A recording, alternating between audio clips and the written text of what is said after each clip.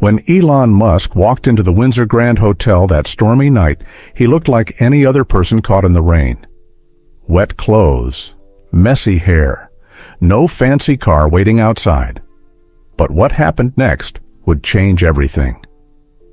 The security guard took one look at him and decided he didn't belong. "This is a private hotel," the guard said coldly. "For guests only." "I'd like a room," Elon replied quietly. "Do you have a reservation?" "No, but I can pay." "Then you need to leave. Now." What the security guard didn't know was that he had just made the biggest mistake of his life. Because the man he was throwing out into the storm wasn't just any traveler, he was the richest person in the world. And in exactly 9 minutes, Elon Musk would make a phone call that would change the fate of everyone in that hotel forever. This is the true story of how one act of cruelty led to an act of kindness so powerful, it changed not just one hotel, but inspired a movement around the world. It all started on a cold October evening in downtown Seattle, when the rain hit the city like an angry fist. Elon Musk pulled his old SpaceX hoodie tighter as water poured from the dark sky above. He had been walking for 20 minutes, trying to clear his head after the worst board meeting of his life. Numbers that didn't add up, promises that couldn't be kept, people he trusted questioning every decision he made. His phone was dead. His security team was back in Austin. He looked like any other guy caught in a storm. The wind pushed him down Pine Street, past closed coffee shops and empty bus stops. His sneakers were soaked through. Water dripped from his hair into his eyes. He needed shelter, and he needed it now. That's when he saw the golden lights.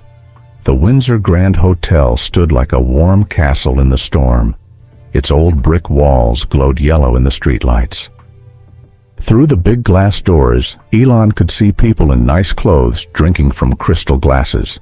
They looked warm and dry and happy. He pushed through the heavy doors. The lobby wrapped around him like a hug. Soft music played from hidden speakers, the smell of fresh flowers mixed with old wood and leather. A grandfather clock ticked quietly in the corner. Everything felt peaceful and safe. But the peace didn't last long. "Excuse me." Elon turned. A big man in a black uniform walked toward him. The name tag on his chest read, "Victor Blackstone, Head of Security." Victor's eyes moved up and down, taking in Elon's wet clothes and messy hair. "This is a private hotel," Victor said. His voice was loud enough for other people to hear. "For guests only." "I'd like a room for the night," Elon said quietly. Victor's mouth twisted into a mean smile. "Do you have a reservation?" "No, but I can pay. Then I need to see a credit card and ID right now." Elon felt all eyes in the lobby turn toward them. A woman in a fur coat whispered to her husband. Two businessmen stopped talking to stare. He reached for his wallet, but Victor held up his hand. "Actually, let me save us both some time," Victor said. "This hotel costs $400 a night, plus tax, plus fees." "You sure you can afford that?" The question hung in the air like smoke.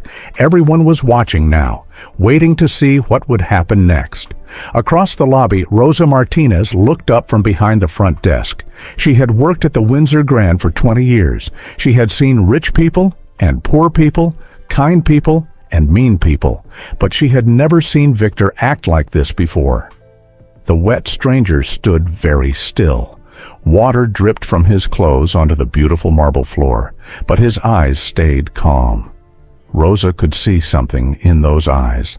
Sadness, maybe, or disappointment, like he had hoped for something better. "I can afford it," the man said softly. Victor laughed. "Really? What do you do for work?" "Let me guess. You're between jobs right now." Near the elevators, Tommy Chen stopped polishing the brass railings. He was 19 years old and working nights to pay for college. His grandmother had raised him to respect everyone, no matter what they looked like. This felt wrong. "Sir," Tommy called out, "would you like a towel?" Victor spun around. "Tommy, get back to work. This doesn't concern you." Tommy's face turned red, but he went back to his polishing. He kept watching, though. Everyone was watching. "Look," Victor said, turning back to Elon. "I'm trying to be nice here. This place isn't for everyone. There's a motel about 6 blocks down, much more your speed." "I just need a room for one night," Elon said. "And I just told you this isn't happening." Victor stepped closer. "Do you see these people?" He waved his hand at the guests in the lobby. "These are our customers. They pay good money to stay somewhere classy. They don't want to worry about your type hanging around." Rosa felt her heart breaking. 20 years ago, when she first came to America, she had nothing. No money, no family, no English. Mr. Henry Hartwell, the hotel owner, had given her a job anyway. He said everyone deserved a chance to prove themselves. Mr. Henry was gone now. His granddaughter Marina ran the hotel. But Marina was upstairs in her office trying to save the business from bankruptcy. She had no idea what was happening in her lobby. "My type?" Elon asked. His voice stayed quiet, but something changed in his eyes. "You know what I mean," Victor said. "Look at yourself. Wet clothes, no luggage, can't even afford a taxi. This is the Windsor Grand, not a homeless shelter." The words hit the lobby like lightning. The woman in the fur coat gasped. The businessmen shook their heads. Tommy dropped his polishing cloth. But Rosa had heard enough. "Victor," she called from behind the desk, "perhaps the gentleman would like to speak with Marina." "Rosa, mind your own business," Victor snapped. "I'm handling this." "But Mr. Henry always said—" "Mr. Henry is dead," Victor said coldly. "I'm in charge of security now, and I say this guy goes." Rosa felt tears in her eyes. Mr. Henry used to tell her that a hotel was more than just a building. It was a place where strangers became friends, where tired people found rest, where everyone was welcome if they came in peace. This wasn't what Mr. Henry would have wanted. Elon looked around the lobby one more time. At the grandfather clock that had counted time for 70 years, at the oil paintings of the Seattle skyline, at Rosa, whose kind face reminded him of his own grandmother, at Tommy, who looked ashamed of his boss. "I understand," Elon said finally. Victor smiled like he had won a game. "Good. I'm glad we could work this out like gentlemen." "There's just one thing," Elon said. "What's that?" "I'll remember this." Victor laughed. "Sure you will, buddy. Have a nice night." He put his hand on Elon's back and pushed him toward the door. Not hard, but firm enough to make his point. The message was clear. You don't belong here. The heavy glass doors opened. Rain and wind rushed into the warm lobby. Victor gave Elon one final push, and he stumbled out into the storm. "And don't come back," Victor called as the doors slammed shut.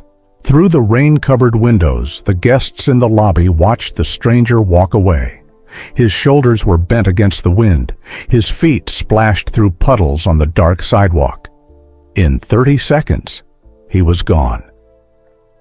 Victor brushed his hands together like he was cleaning off dirt.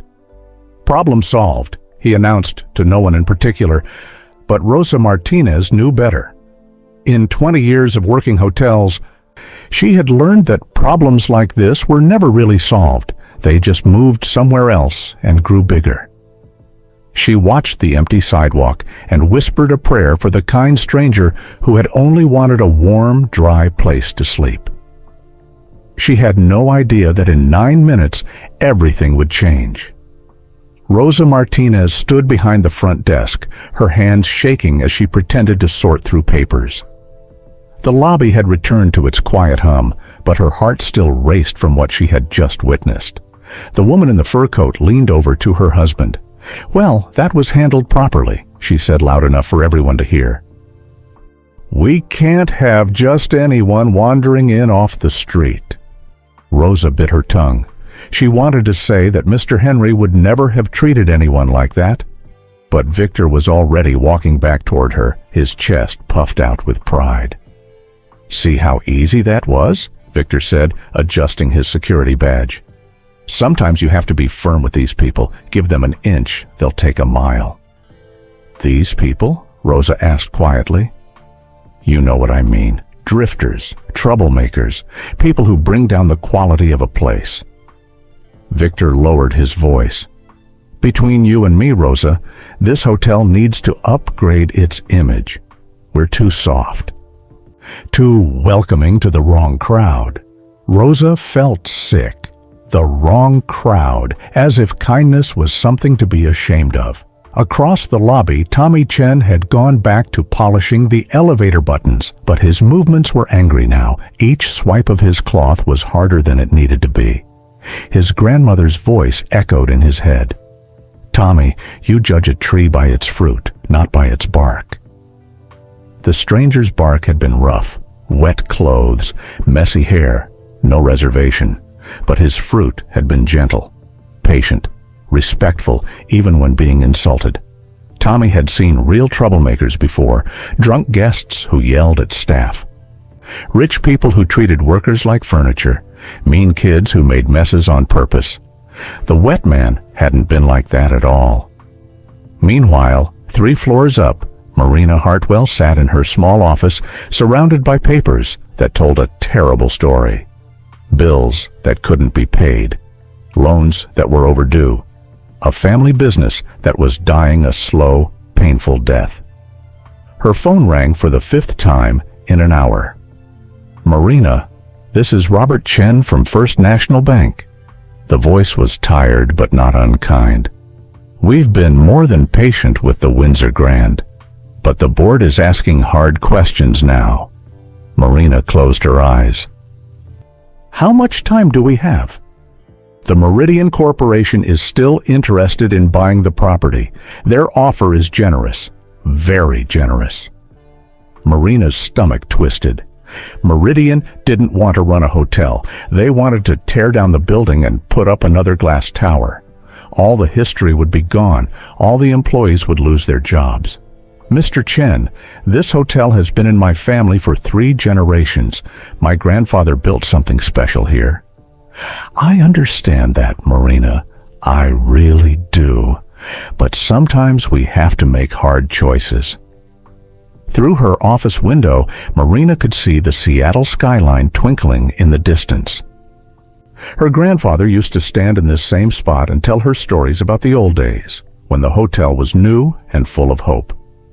"The hotel business isn't just about profit," he used to say. "It's about giving people a place to belong, even if it's just for one night."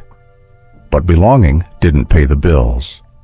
"How long?" Marina asked again. 2 weeks, maybe 3, if we can convince the board you have a real plan." After hanging up, Marina put her head in her hands. She was 28 years old and about to lose everything her family had worked for. Maybe it was time to accept that some dreams were too expensive to keep. Back in the lobby, the last of the evening guests had gone to their rooms. Only Rosa and Tommy remained, finishing their closing duties.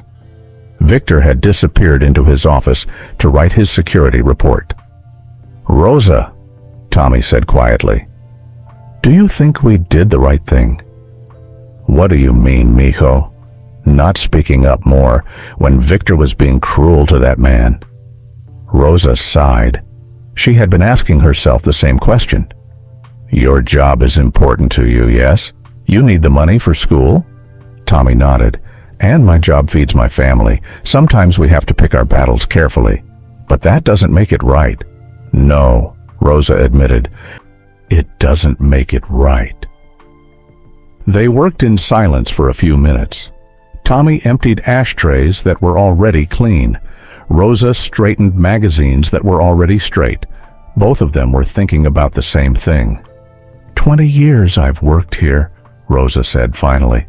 "I've seen a lot of managers come and go, but I've never seen anyone treat a guest like that, not even someone who wasn't a guest yet." "Do you think he'll complain? The man who got kicked out?" Rosa shrugged. What would he complain about? Victor didn't break any laws. He just broke something harder to fix. What's that? Trust. Outside, the rain was getting worse.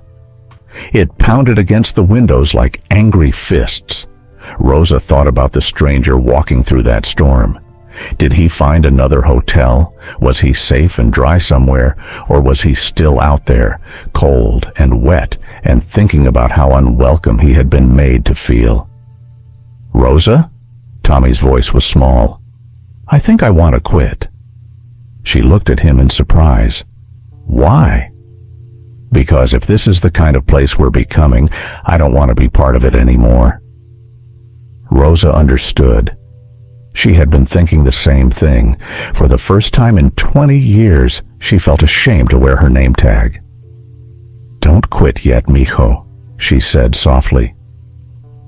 Maybe things will change. You really think so? Rosa looked around the lobby. At the grandfather clock that had welcomed guests for 70 years, at the oil paintings of old Seattle, at the fresh flowers she arranged every morning because it made people smile. This place had been built on kindness. One mean security guard couldn't destroy that. Could he? I hope so, she whispered.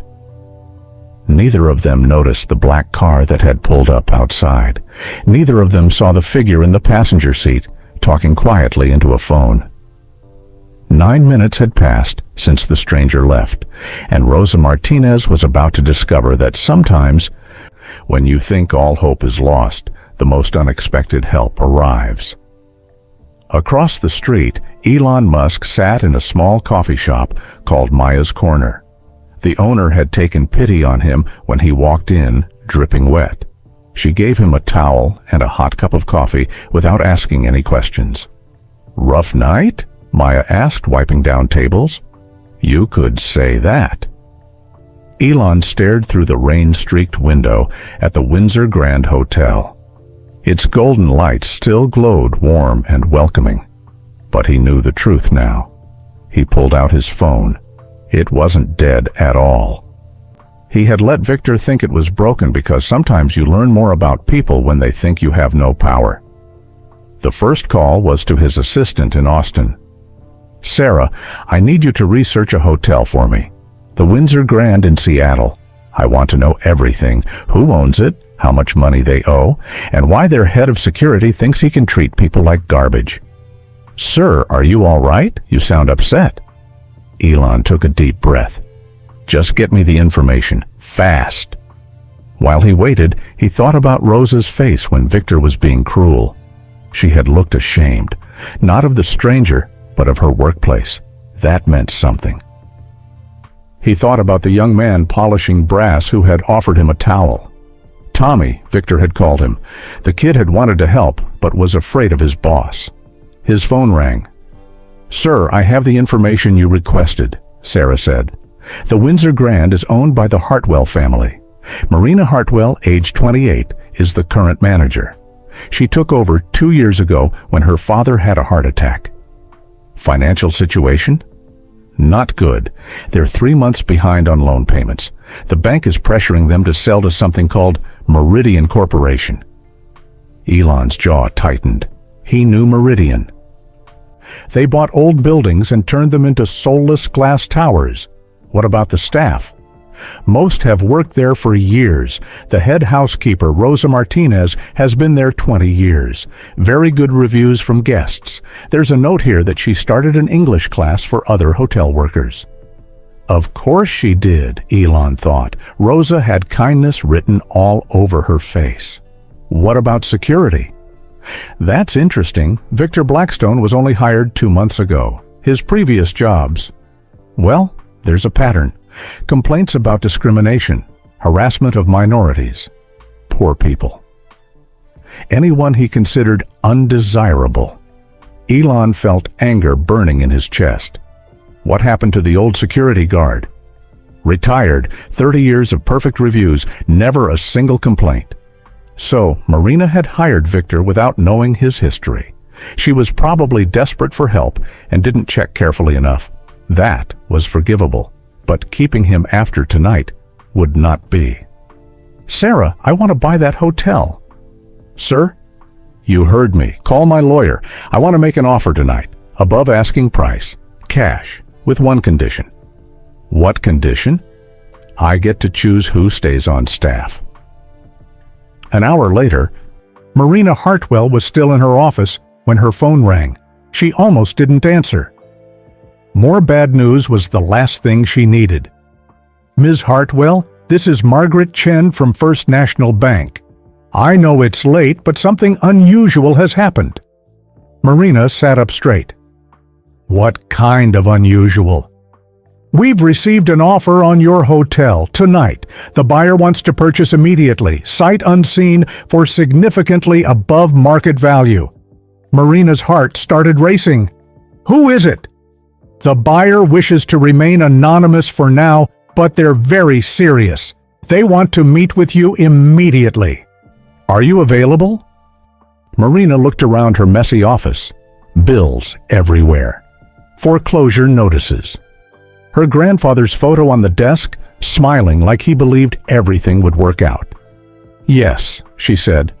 "I'm available." "Excellent. They'll be there within the hour." After hanging up, Marina rushed to the bathroom to fix her hair and makeup. In the mirror, she looked tired and scared, but also hopeful for the first time in months. Maybe this was the miracle they needed. Downstairs, Rosa was locking up the front desk when she saw headlights through the windows. A sleek black car pulled up to the hotel entrance. "Tommy, are you expecting anyone?" Tommy looked up from mopping the floor. "No, we're closed for new check-ins." The car door opened. A man in an expensive suit stepped out. He was tall and confident, with dark hair and sharp eyes. Rosa couldn't see his face clearly through the rain, but something about him seemed familiar. He walked through the front doors like he owned the place. "Good evening," he said to Rosa. "I'm here to see Marina Hartwell. She's expecting me." Rosa studied his face. There was something about his voice, his calm way of speaking, like she had heard it before, recently. "Your name, sir?" The man smiled. It was not a mean smile like Victor's. It was the smile of someone who had just figured out the answer to a very difficult puzzle.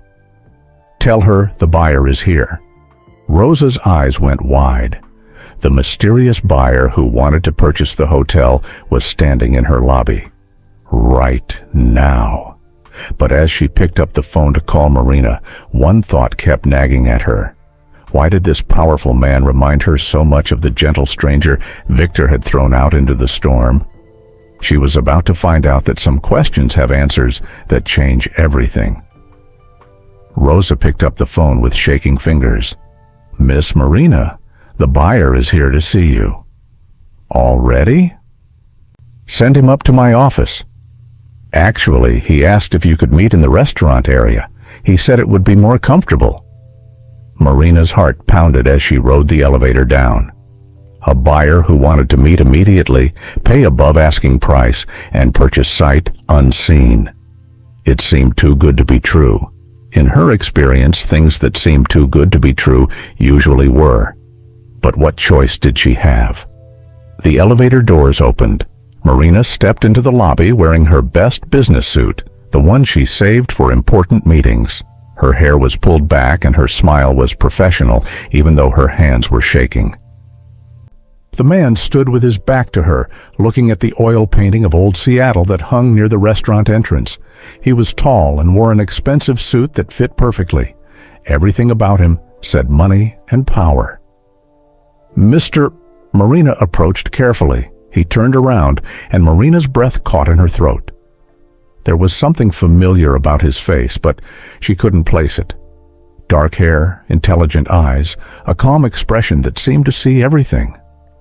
"Please call me Elon," he said, extending his hand. "Thank you for meeting with me so late." They sat at a corner table in the hotel's small restaurant.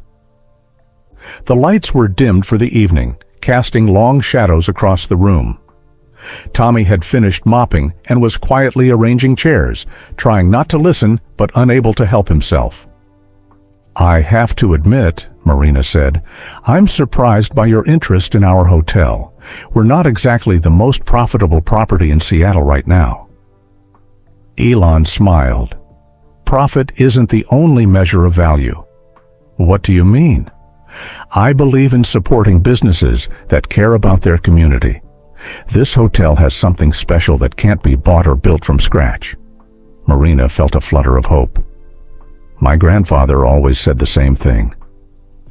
He built this place to be more than just rooms and room service. He wanted it to be a place where people felt welcome." "And do you share that vision?" "Absolutely, but vision doesn't pay the bills." Marina's voice cracked slightly. "We're 3 months behind on our loan. The bank wants us to sell to Meridian Corporation." "I know about Meridian," Elon said quietly. "They don't preserve things. They replace them." "Exactly. They'd tear down this building and put up another glass tower.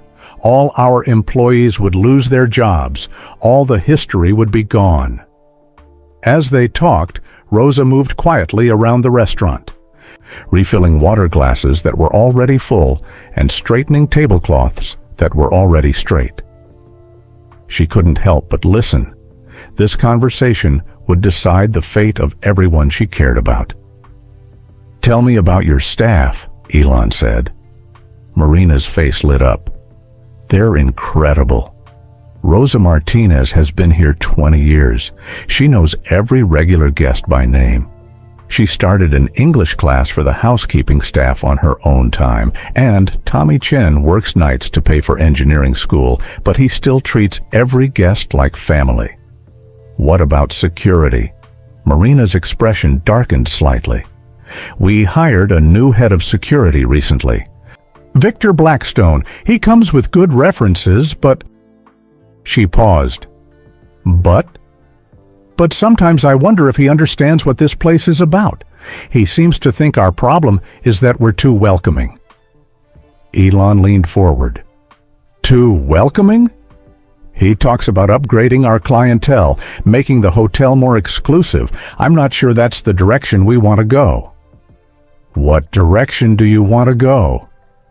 Marina looked around the restaurant, at the family photos on the walls, at the fresh flowers Rosa arranged every morning, at Tommy, who was pretending not to listen while he worked.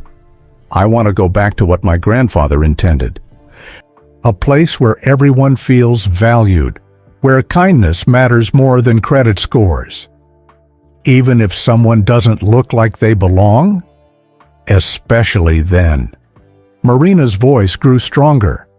"Some of our best guests have been people who surprised us. The businessman who looked homeless but left the biggest tip Rosa ever received. The teenager who seemed like trouble but turned out to be visiting his sick grandmother." Elon nodded slowly. "I had an experience tonight that reminded me of something important." "What's that?" "That how we treat people when we think no one important is watching reveals who we really are." Marina felt something shift in the conversation. There was weight behind his words, like he was talking about something specific. "Mr. Elon," she said carefully, "can I ask why you're really interested in our hotel? You could buy any property in the city. Why the Windsor Grand?" Elon was quiet for a long moment. He looked out the window at the street where, just hours ago, he had walked away in the rain. When he spoke, his voice was soft but certain. "Because I believe this place represents something important, and I'd like to help you preserve it." "What are your terms?" "I want to buy the hotel for 20% above the bank's asking price. All cash. You remain as manager with full authority over daily operations. All current staff keep their jobs, with raises." Marina's eyes widened. "All current staff?" "Well, most of them. I do have one condition." Marina's heart sank. Here it comes, she thought, the catch that makes it all impossible. "What condition?" "Your head of security has to go. Tonight." Marina blinked in surprise. Victor, but why? Elon met her eyes directly. Because there are different kinds of security, Ms. Hartwell. Some people protect what's valuable, others destroy it. Victor Blackstone is the wrong kind of security for a place like this. I don't understand. Has he done something wrong? Let me ask you this, Elon said gently. If someone came to your hotel tonight, caught in a storm, looking for shelter, how would you want them to be treated? With kindness, of course. With dignity. Even if they didn't look like they could afford to stay here, especially then.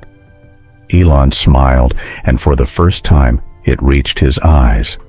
Then you understand why Victor has to go. Marina stared at him.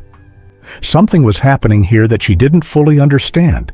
This wasn't just about buying a hotel. This was personal. Elon, were you here tonight, earlier?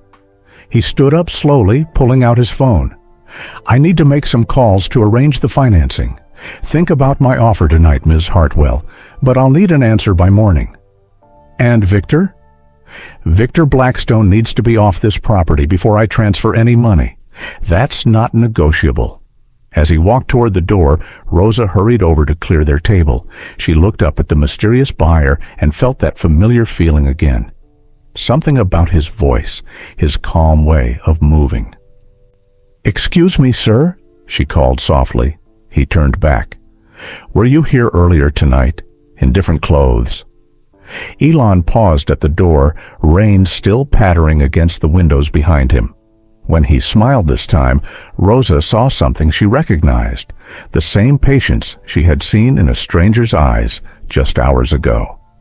Good night, Rosa, he said. Take care of this place. It's special. As the black car pulled away, Rosa stood frozen in the restaurant. Tommy appeared beside her, his mop forgotten. Rosa, what's wrong? She turned to him with wide eyes. Tommy, I think the man who wants to buy our hotel is the same man Victor threw out in the storm. That's impossible. Is it? They looked out at the street where the taillights disappeared into the rain. Somewhere in the city, a decision was being made that would change all their lives. And upstairs, Marina Hartwell sat in her office, holding a business card that simply read Elon with a phone number. She was beginning to suspect that nothing about this night was what it seemed. Marina couldn't sleep. She paced around her small apartment above the hotel, holding the business card with just a first name and phone number. Outside her window, Seattle sparkled in the distance, but her mind was spinning with questions. Why would someone buy a struggling hotel site unseen? Why did he care so much about Victor being fired? And why did his eyes look so familiar? At 3 a.m, she gave up trying to sleep. She walked down to the hotel kitchen where she often went to think. The familiar smell of bread and coffee grounds usually calmed her nerves.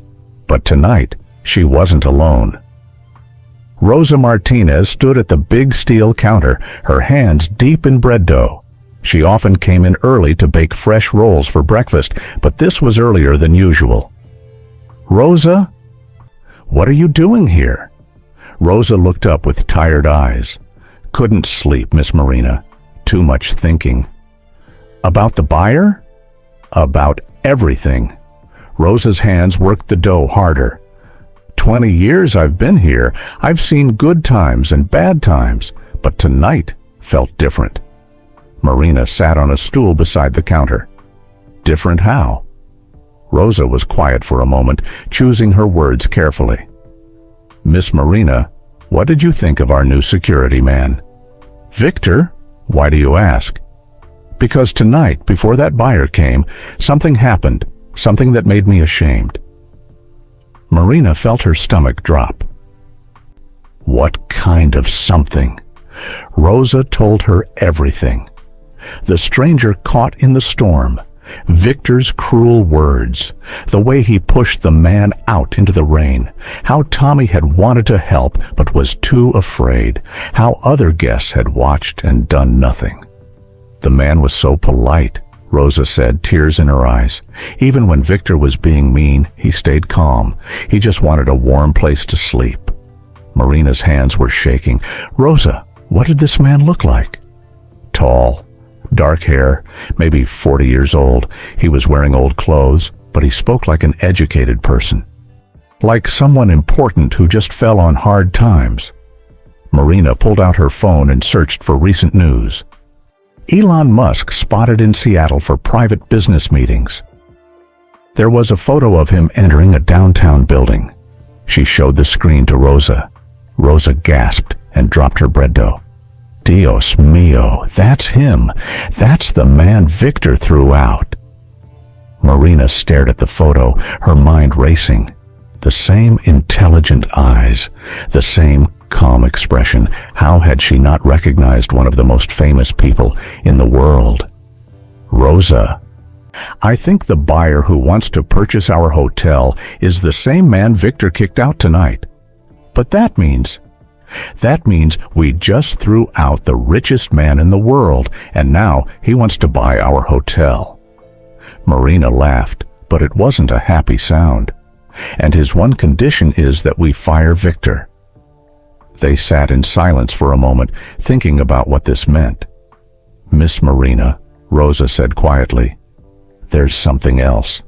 Yesterday, I heard Victor on the phone. He was talking to someone about changing things around here. What kind of changes? He said this hotel was too welcoming to the wrong kind of people. He wanted to make it more exclusive, start turning away anyone who didn't look like they belonged. Marina felt sick. The Windsor Grand had always been open to everyone who could pay for a room, rich or poor, fancy clothes or simple clothes. That was what made it special. He also said something about getting rid of employees who were too soft, people who couldn't make the hard decisions. Marina's blood went cold. He wanted to fire people? I think so. Maybe people like me and Tommy. People who believe in being kind to everyone. At that moment, Tommy burst through the kitchen doors. His face was red from running. And he was holding his phone. Miss Marina, Rosa, you have to see this. He showed them his phone screen. It was a social media post from just 20 minutes ago. Victor Blackstone posting a photo of himself in his security uniform. The caption read, "Another successful night, keeping the riffraff out of the Windsor Grand Hotel. Real security means knowing who belongs and who doesn't." Standards. Security, just expertise. Marina read it 3 times before the words sank in. Victor was bragging about what he had done. He was proud of throwing out a guest. Tommy, how did you find this? I couldn't sleep either. So I was looking up our new security guy online. Miss Marina, this isn't the first time he's done something like this.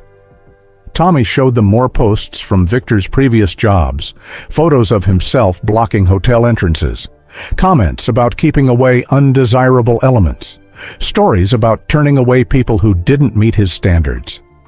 Look at this one, Tommy said, pointing to a post from 6 months ago.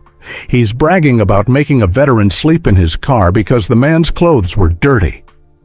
Rosa covered her mouth in horror. How did we hire someone like this?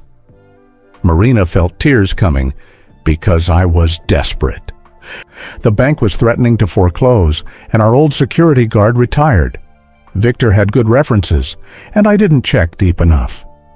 It's not your fault, Rosa said gently. You were trying to save the hotel. But I almost destroyed what makes it worth saving. They sat together in the quiet kitchen, thinking about the choice Marina now faced. Accept Elon Musk's offer and fire Victor, or keep Victor and lose everything. Miss Marina, Tommy said slowly, what if Mr. Musk wasn't testing the hotel tonight? What if he was testing us? What do you mean? Think about it. He could have revealed who he was right away. He could have demanded VIP treatment, but he didn't. He came in as a regular person to see how we really treat people. Rosa nodded. And we failed the test. No, Marina said firmly. Victor failed the test. You and Tommy wanted to help. I saw that in his eyes when he talked about your kindness. Marina stood up and walked to the window. Dawn was starting to break over Seattle. In a few hours, she would have to give Elon Musk her answer. 20 years ago, Rosa said quietly, when I first came to America, I had nothing. No money, no English, no family. Your grandfather gave me a job when no one else would. I remember that story.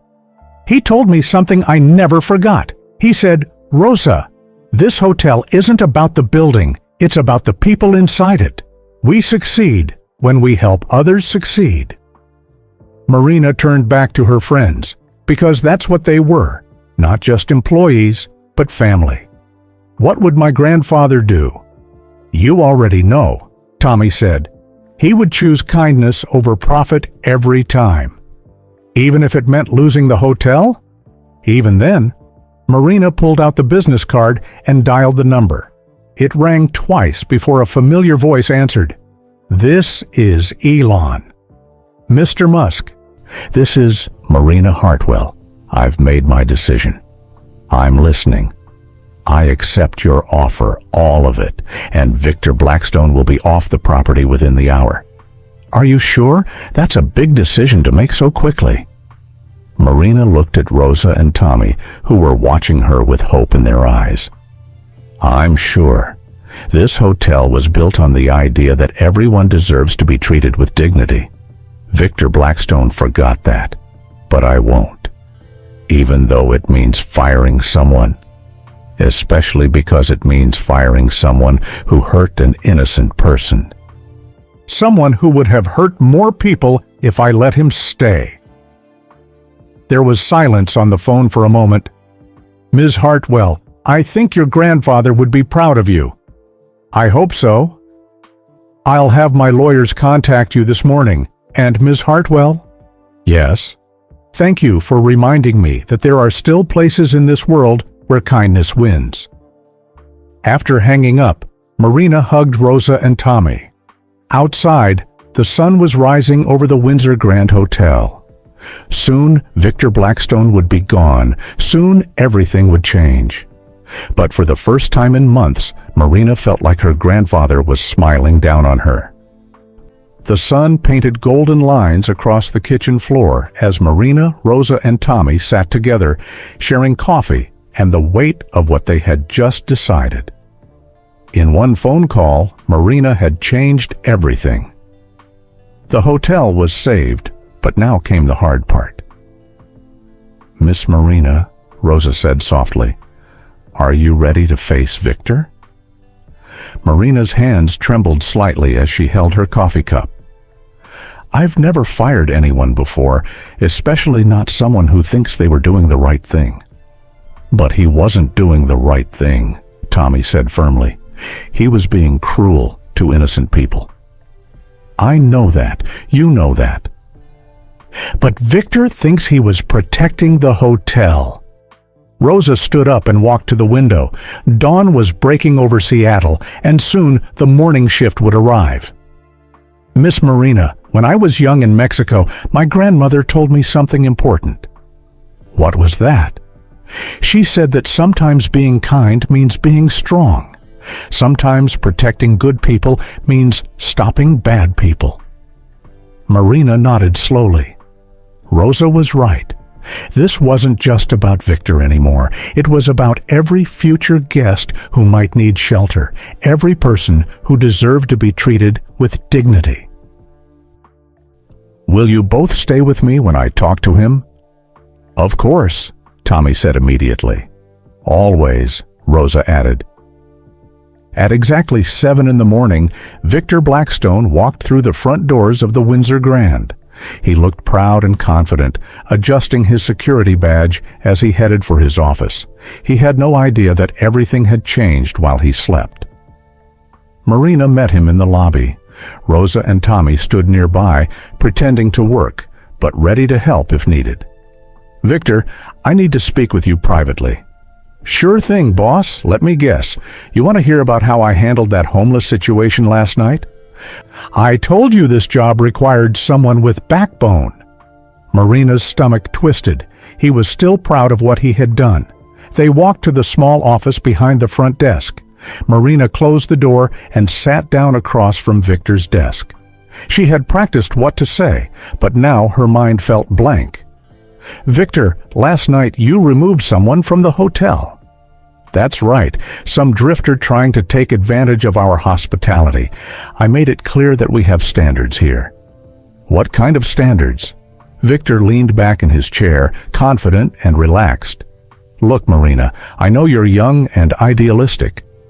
Your grandfather probably taught you to be nice to everyone, but the hotel business has changed. We can't afford to let just anyone walk in off the street. Why not? Because it brings down the tone of the place. Rich guests don't want to see poor people in the lobby. They don't want to worry about their safety or their property. Marina felt anger building in her chest. Victor, what did the man do that made you think he was dangerous? He didn't have to do anything. You can tell just by looking at someone. Wet clothes, no luggage, no reservation. Classic signs of trouble. Or classic signs of someone caught in a storm who needed help. Victor laughed. Come on, Marina. You're smarter than that. If he could really afford a room here, he would have had a credit card ready. He would have made a reservation. People like that are just looking for handouts. People like what? You know what I mean. Poor people, homeless people, people who don't belong in a place like this. Marina pulled out her phone and showed Victor the news article with Elon Musk's photo. Victor, do you recognize this man? Victor glanced at the screen. Yeah, that's Elon Musk. So what? This is the man you threw out of our hotel last night. Victor's face went white. He stared at the photo, then at Marina, then back at the photo. That's impossible. It's not impossible. It's exactly what happened. You judged someone by their clothes instead of their character. You were cruel to a guest who only wanted shelter from the storm. But he looked like...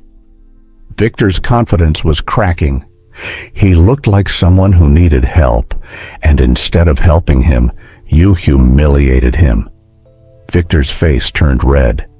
How was I supposed to know who he was? He didn't tell me. That's exactly the point, Victor. You should treat every person with respect, whether they're rich or poor, famous or unknown. This is crazy. Victor stood up, his voice getting louder. You're going to fire me because I didn't recognize some billionaire? That's not fair. I'm firing you because you were cruel to a human being. It doesn't matter who he was. Marina, you're making a huge mistake. That guy could have been anyone. He could have been dangerous. But he wasn't dangerous, was he? He was polite. He was patient. He asked for help, and you responded with insults. Victor started pacing around the small office. Look, I'll apologize. I'll write a letter or make a phone call. This doesn't have to ruin my career. Victor, it's not just about last night. I've seen your social media posts. This is who you are. This is how you treat people. Those posts are private. Not anymore, they're not. And not when they affect my hotel's reputation. Victor sat down hard in his chair. Marina, please, I need this job. I've got bills to pay, a family to support.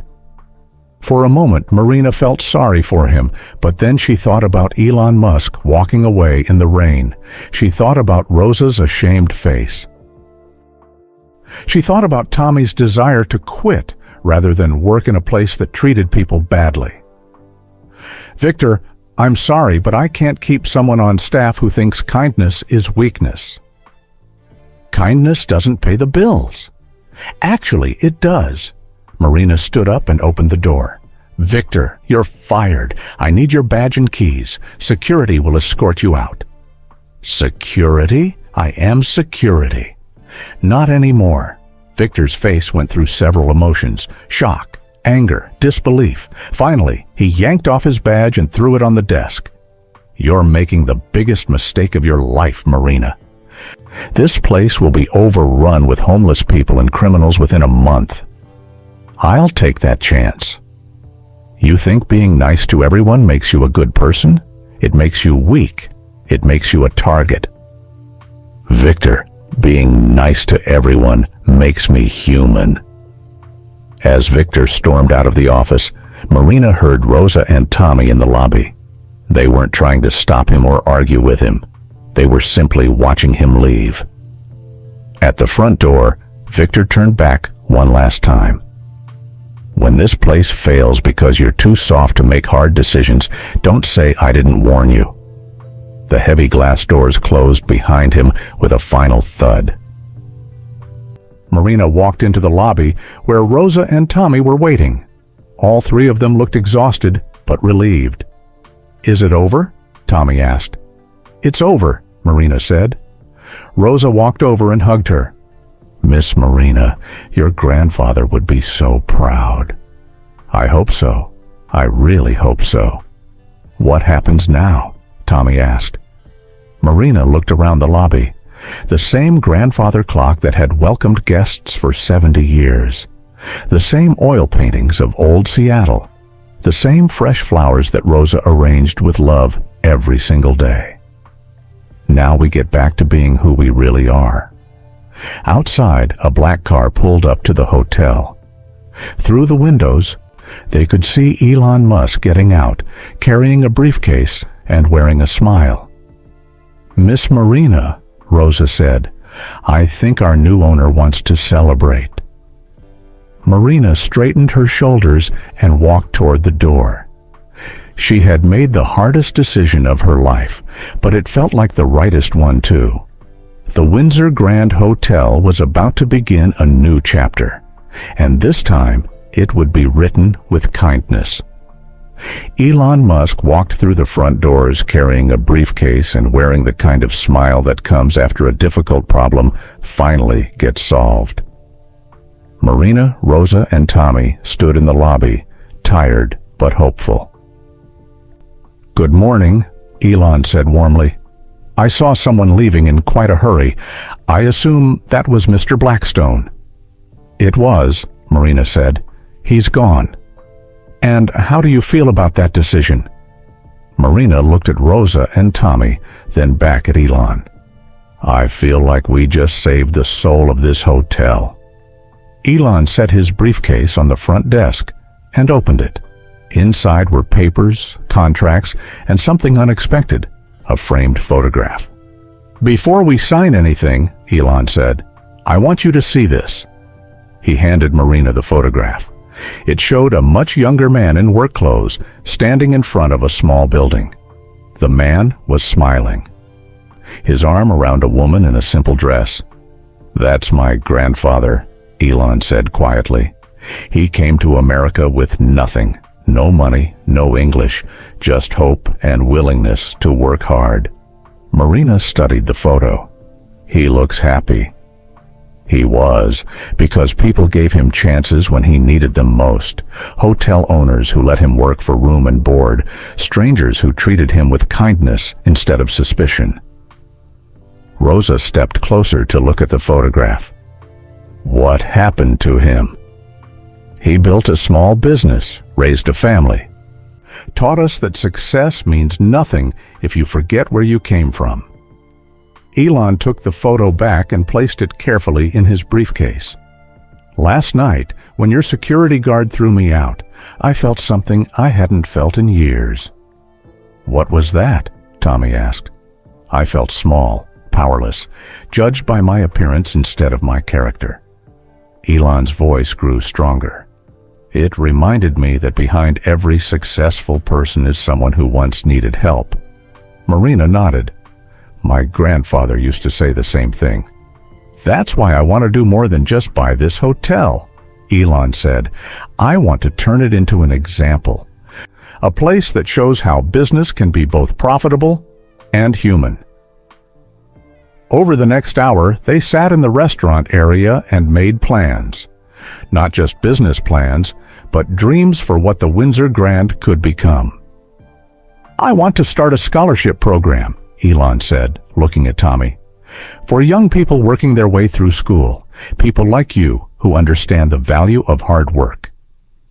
Tommy's eyes went wide. Really? Really.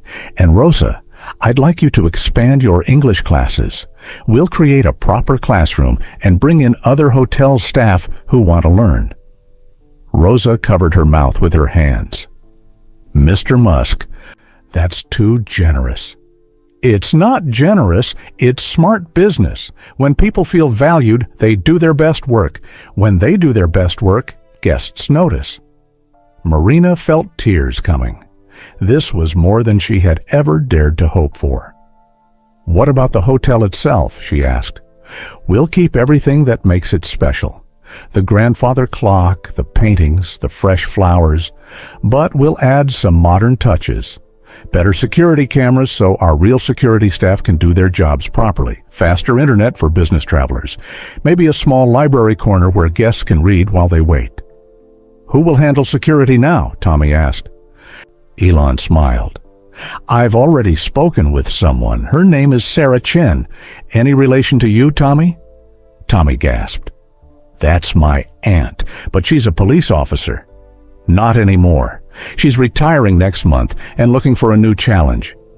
I think she'd be perfect for a hotel that wants to protect people instead of intimidating them. Rosa laughed through her tears. A family business really is becoming a family business. As they talked, the morning shift arrived. Housekeepers, kitchen staff, maintenance workers. Word had already spread that Victor was gone and the hotel had been sold. But instead of fear, Marina saw relief on their faces. Hope. Even.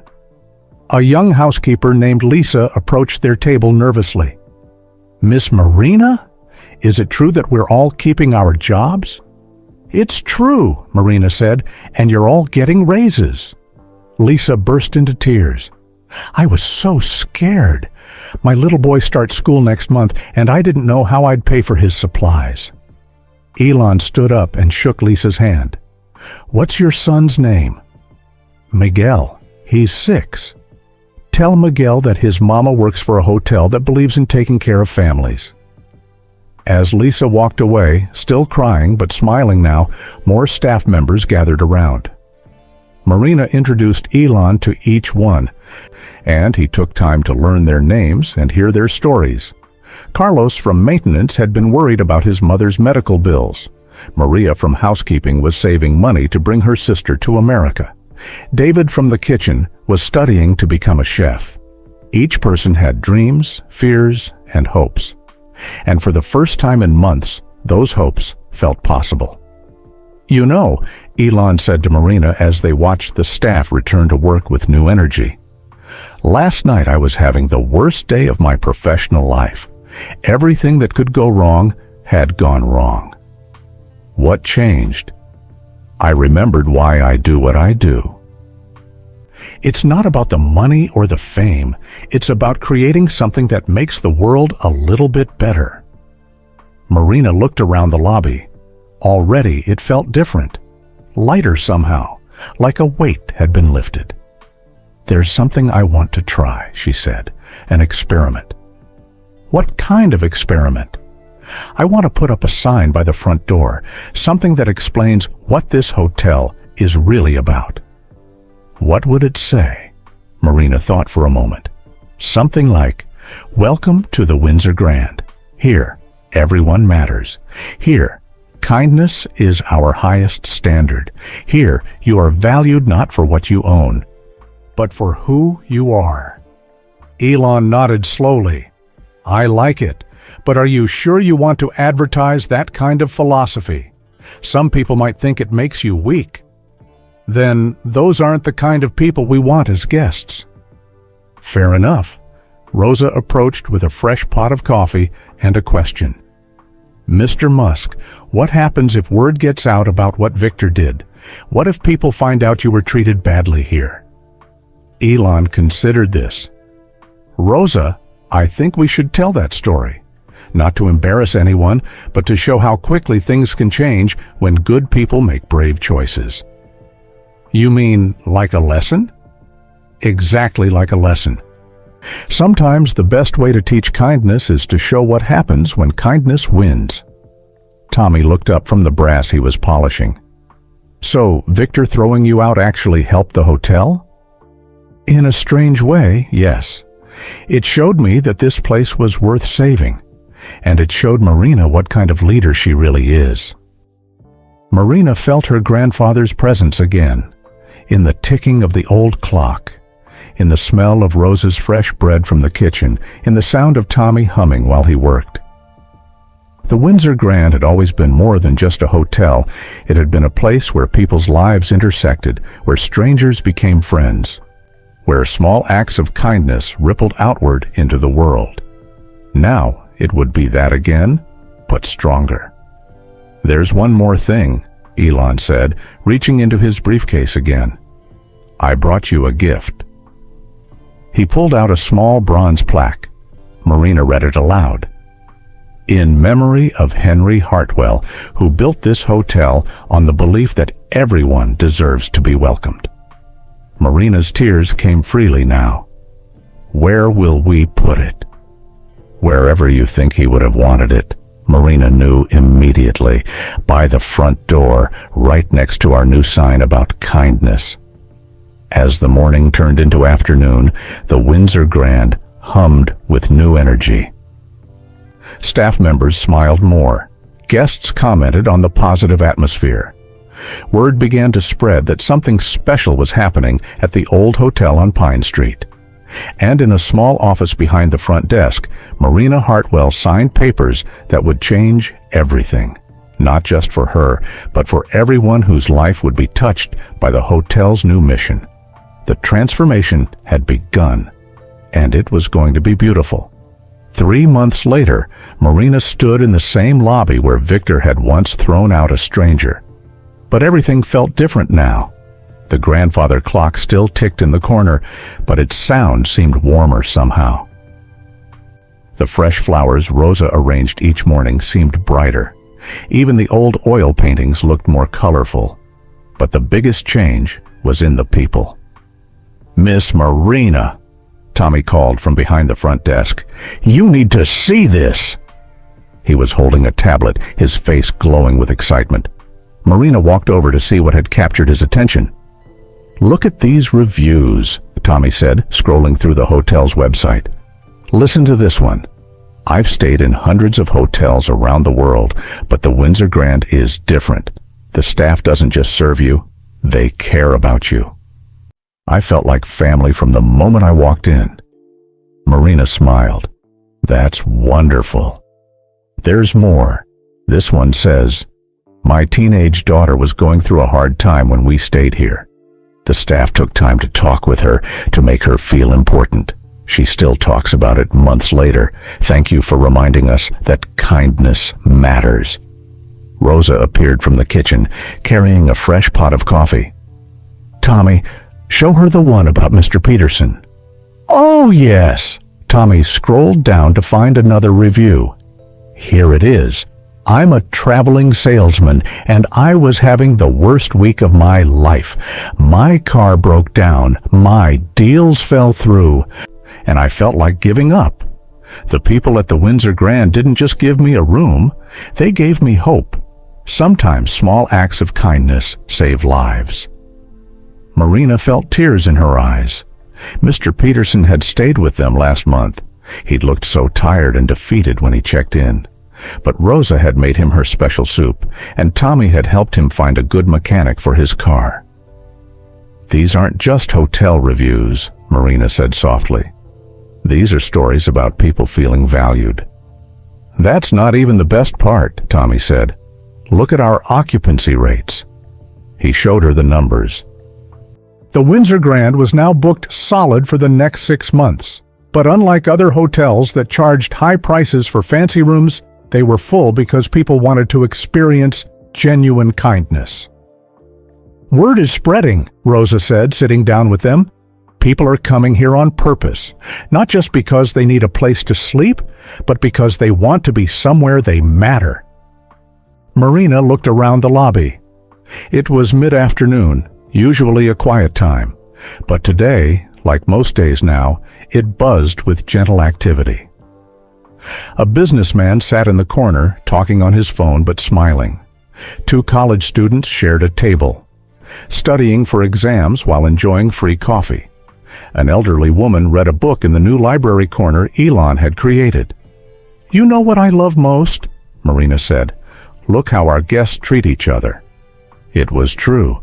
The atmosphere of kindness had become contagious. Guests held doors for each other. They shared newspapers and recommended restaurants. The business travelers helped the college students with their resumes. The elderly guests told stories that made everyone laugh.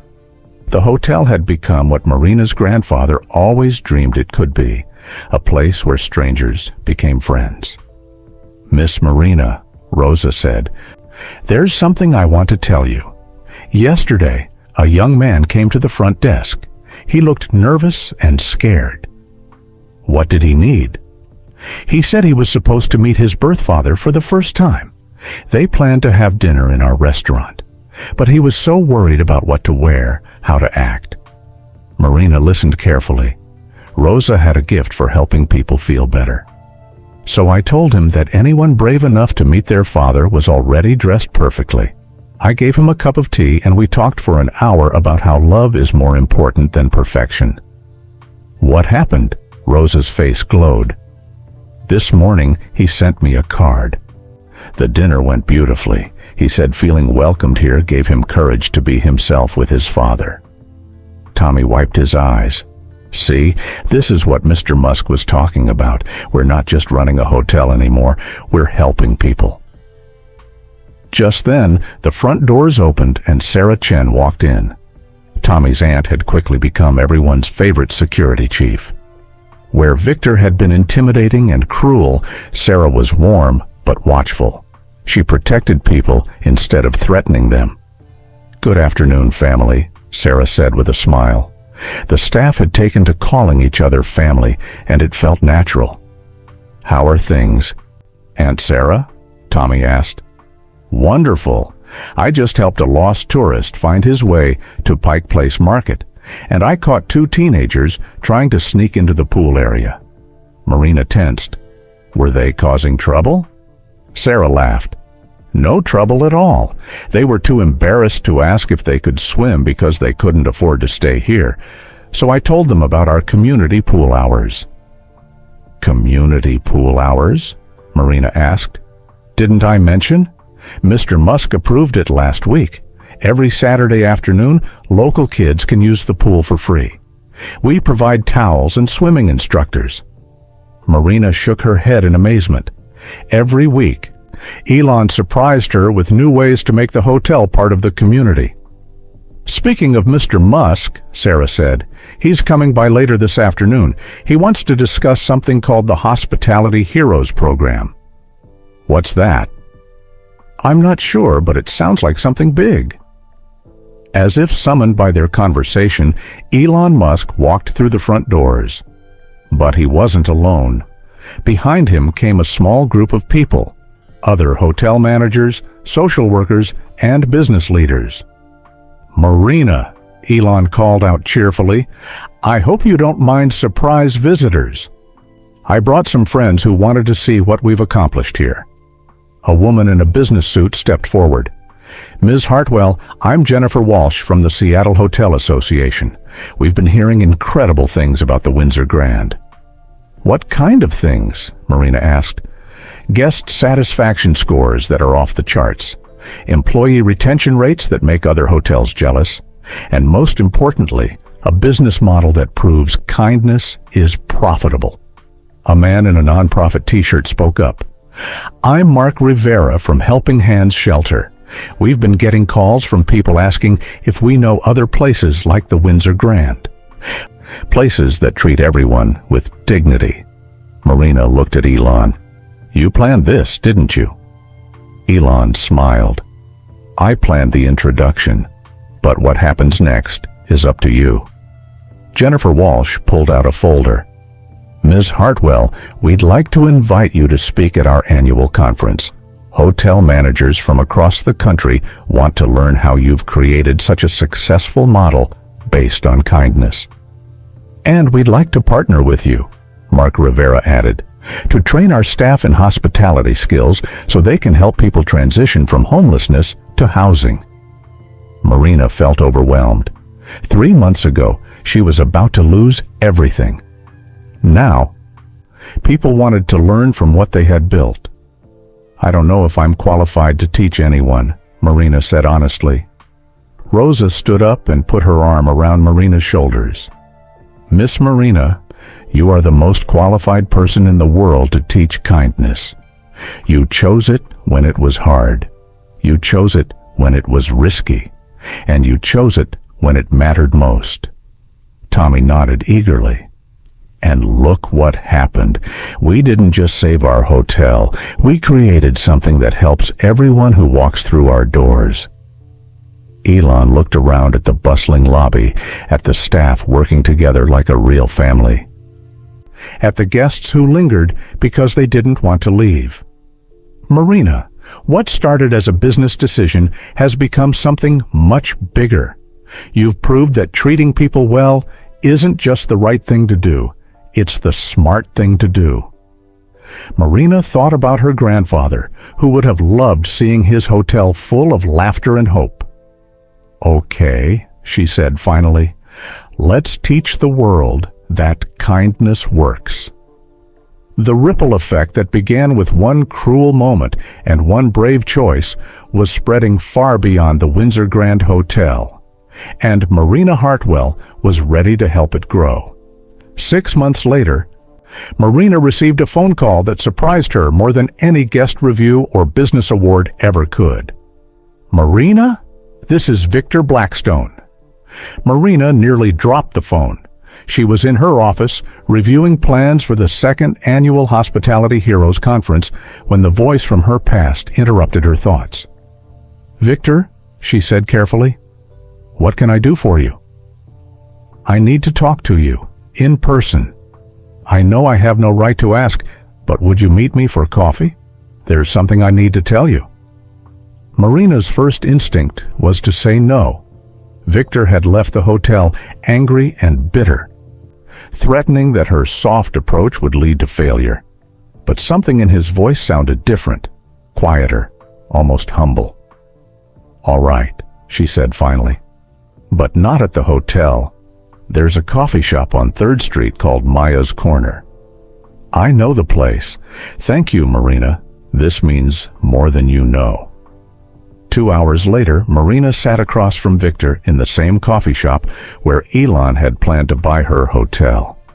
Victor looked different, thinner, tired, but somehow more peaceful than she remembered. Thank you for coming, Victor said, stirring his coffee nervously. I wasn't sure you would. To be honest, I wasn't sure either. What did you want to talk about? Victor took a deep breath. I want to apologize, not because I want my job back, but because I've learned something about myself that I didn't like. Marina listened without speaking, waiting for him to continue. After you fired me, I couldn't find security work anywhere. Word had spread about what happened, and no hotel would hire me. I was angry at first. I blamed you, blamed that man I threw out, blamed everyone except myself. What changed? I ended up working at a homeless shelter. It was court-ordered community service at first. I got arrested for harassing a street musician. But something happened there that opened my eyes. Victor's voice grew softer. I met people I had always looked down on, people I would have thrown out of hotels, and I learned their stories. He paused, seeming to gather courage for what came next. There was this one man, a veteran named James. He reminded me of that stranger I kicked out of your hotel that night. Same quiet dignity, same gentle way of speaking, same patience, even when people treated him badly. Marina felt her heart racing. She had a feeling she knew where this story was going. James told me about being judged everywhere he went, about how people saw his old clothes and assumed he was worthless. But he had a master's degree in engineering.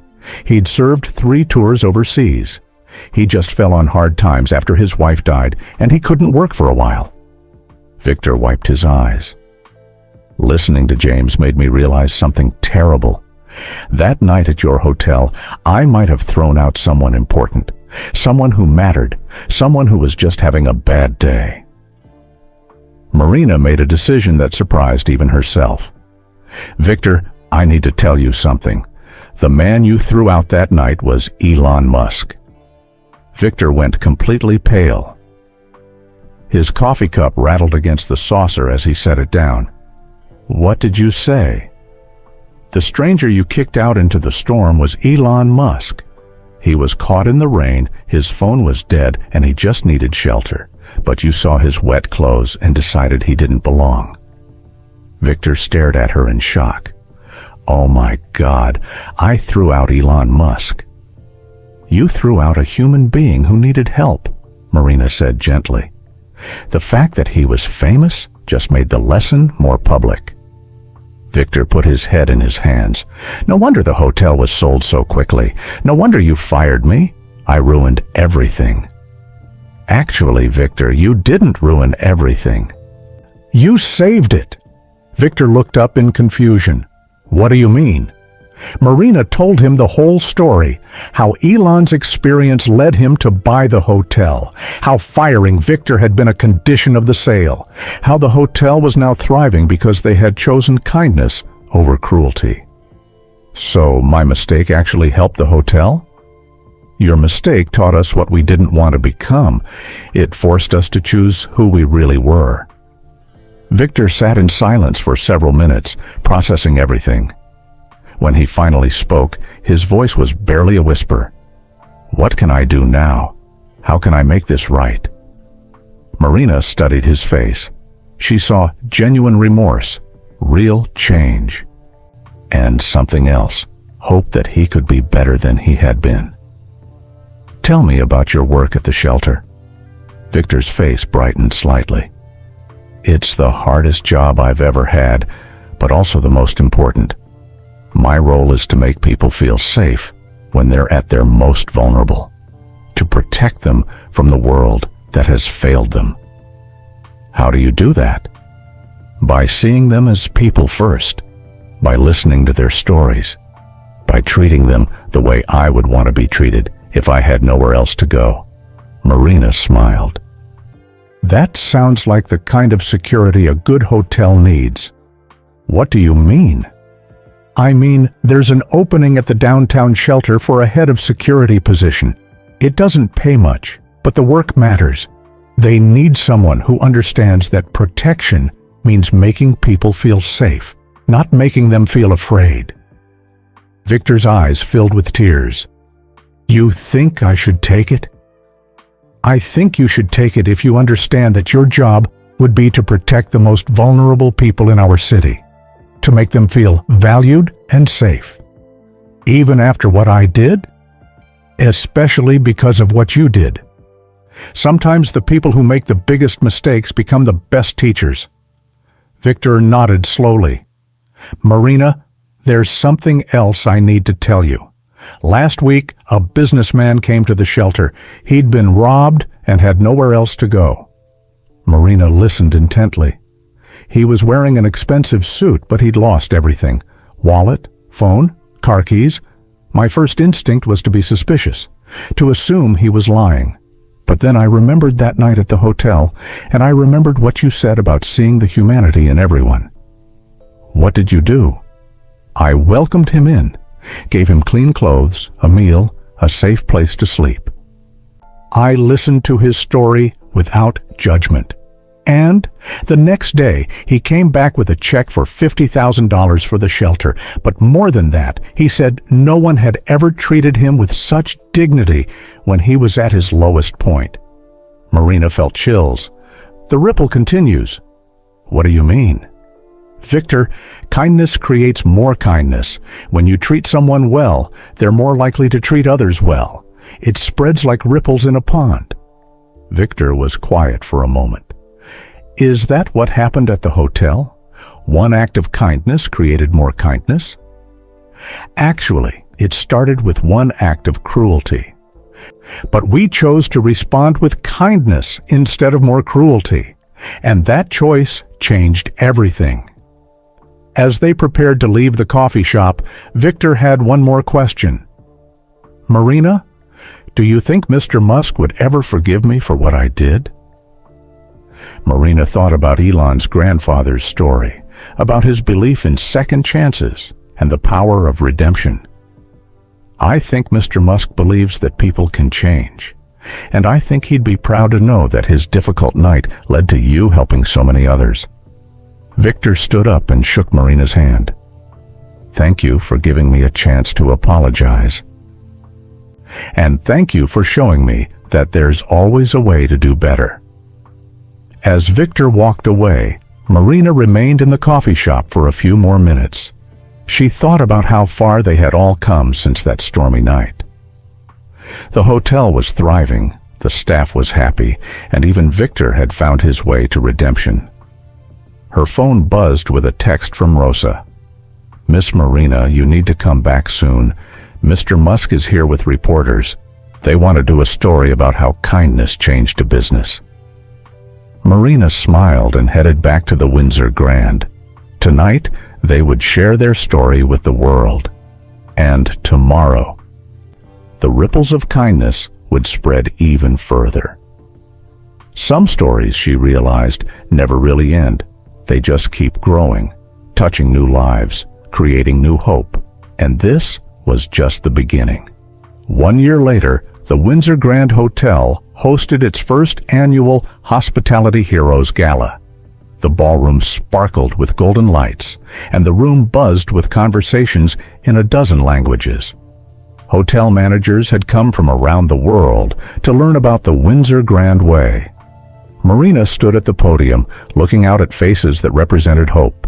Teachers sat next to hotel owners. Social workers shared tables with business leaders. Nonprofit directors talked with government officials, all of them connected by one simple idea, that treating people with kindness wasn't just morally right, it was the key to success. "A year ago," Marina began, "our hotel faced a choice. We could compromise our values to survive, or we could trust that doing the right thing would somehow work out." In the audience, Rosa sat with her son, who had graduated from college thanks to the scholarship program Elon had created. Her son was now an engineer, working on projects to help homeless shelters operate more efficiently. Tommy sat nearby with his girlfriend Sarah, both of them studying engineering at the University of Washington. Tommy still worked part-time at the hotel, but now he was designing an app to help other hotels track acts of kindness and their impact on guest satisfaction. Even Victor was there, invited despite their complicated history. He sat at a table with other shelter workers, wearing a badge that read, "James Memorial Shelter, Head of Security." The shelter had been renamed after the veteran whose story had changed Victor's heart. "What I learned," Marina continued, "is that hospitality isn't just a business practice. It's a way of seeing the world. It's the belief that every person who walks through your door has dignity, value, and a story worth respecting." Near the back of the room, Elon Musk sat quietly with his own family. His children had heard the story of that stormy night many times, and they always asked the same question. What if the hotel people had been nice to you from the beginning? Elon's answer was always the same. Then we never would have discovered how brave Marina and her team really were. "I'd like to invite someone special to join me," Marina said from the podium. "A man who taught us that how we treat people when we think nobody important is watching reveals who we really are." The audience applauded as Elon approached the stage, but he gestured for Marina to continue. "Actually," Marina said, "before Mr. Musk speaks, I want to share some numbers with you. Numbers that prove kindness isn't just feel-good philosophy, it's smart business." She clicked to a presentation slide. Hotels that have implemented the Windsor Grand approach have seen average increases of 40% in guest satisfaction scores, 60% in employee retention, and 35% in repeat bookings. Another slide appeared. But the real impact goes beyond numbers. In the past year, Windsor Grand partnered hotels have provided free emergency shelter to over 3,000 people. They've hired 500 formerly homeless individuals. They've donated more than $2 million worth of services to their communities. The applause was thunderous, but Marina wasn't finished. Most importantly, we've learned that kindness is contagious. Guests who feel valued here go on to treat others better. Employees who feel respected become more compassionate in their own lives. The ripple effect never stops. Elon took the microphone and looked out at the crowd. 15 months ago, I was having one of the worst days of my professional life. Everything that could go wrong had gone wrong. I was tired, discouraged, and caught in a terrible storm. He paused, letting the room settle into silence. I walked into this hotel looking for shelter, and I met both the worst and best of humanity within minutes. One person saw my appearance and decided I was worthless. But others, Rosa, Tommy, and eventually Marina, they saw something different. His voice grew stronger. The person who threw me out that night taught me something valuable. That success means nothing if it doesn't make you more compassionate. And the people who welcomed me back taught me that there are still places in this world where kindness isn't just good business, it's a way of life. The audience was captivated. Most of them knew the basic story, but hearing it directly from Elon gave it new power. That night changed the trajectory of this hotel, but it changed me too. It reminded me that innovation isn't just about technology or business models. The most important innovation is figuring out how to treat each other better. After the speeches, people mingled throughout the hotel. In the lobby, a group of children from the neighborhood played quietly in the new reading corner. They came every Saturday for story time with Rosa, who had become something of a local celebrity for her community work. In the restaurant, business leaders from 3 continents discussed plans to bring the Windsor Grand model to their own countries. A hotel chain in Japan wanted to train their entire staff in dignity-centered hospitality. A group in South Africa was planning a conference on how hotels could help address homelessness. But the most meaningful conversation was happening in the garden, where Marina found herself sitting with an unexpected group. Victor had brought James, the veteran whose story had changed his life. James was now housed and working as a counselor at the shelter. With them sat Miguel, Rosa's grandson, who was now 7 and fascinated by engineering. "Miss Marina," Miguel said in his serious 7-year-old voice, "my abuela says you saved our family. Is that true?" Marina laughed. "I think your abuela saved us, Miguel. She taught us what kindness looks like. Will you teach me to run a hotel someday?" "I'll teach you something better," Marina said. "I'll teach you that whether you run a hotel or a shelter or an engineering company, the most important thing is to treat every person like they matter." Victor spoke up quietly. "Marina, I wanted you to know the shelter just received its biggest donation ever. A tech company CEO who stayed here last month was so impressed by our approach that he's funding a new wing." "That's wonderful, Victor. But here's the best part. He said he decided to help because staying at the Windsor Grand reminded him of his own grandfather, who used to say that success without compassion is just failure with money." James nodded. "Kindness keeps spreading. Every person we help at the shelter goes on to help someone else. Every employee who feels valued here becomes a better parent, neighbor, friend." As the evening wound down, Marina walked through the hotel one last time. The grandfather clock chimed midnight, just as it had for over 70 years. The oil paintings of old Seattle still hung in their familiar places. Rosa's fresh flowers filled the air with sweetness. But everything was different now. The hotel wasn't just a business, it was a beacon. A place that proved treating people well wasn't weakness, it was strength. It wasn't expensive, it was profitable. It wasn't naive. It was wise. Marina found Elon in the lobby, looking at the bronze plaque honoring her grandfather. "Thank you," she said simply. "For what?" "For getting caught in the rain that night, for giving us a chance to prove who we really were." Elon smiled. "Thank you for proving that there are still people willing to choose what's right over what's easy." They stood together in comfortable silence, watching the last guests head to their rooms. Outside, Seattle twinkled in the distance, a city full of people who deserved to be treated with dignity. "Elon," Marina said, "can I ask you something? When you walked out into that storm, were you angry?" "At first, but then I realized something important." "What was that?"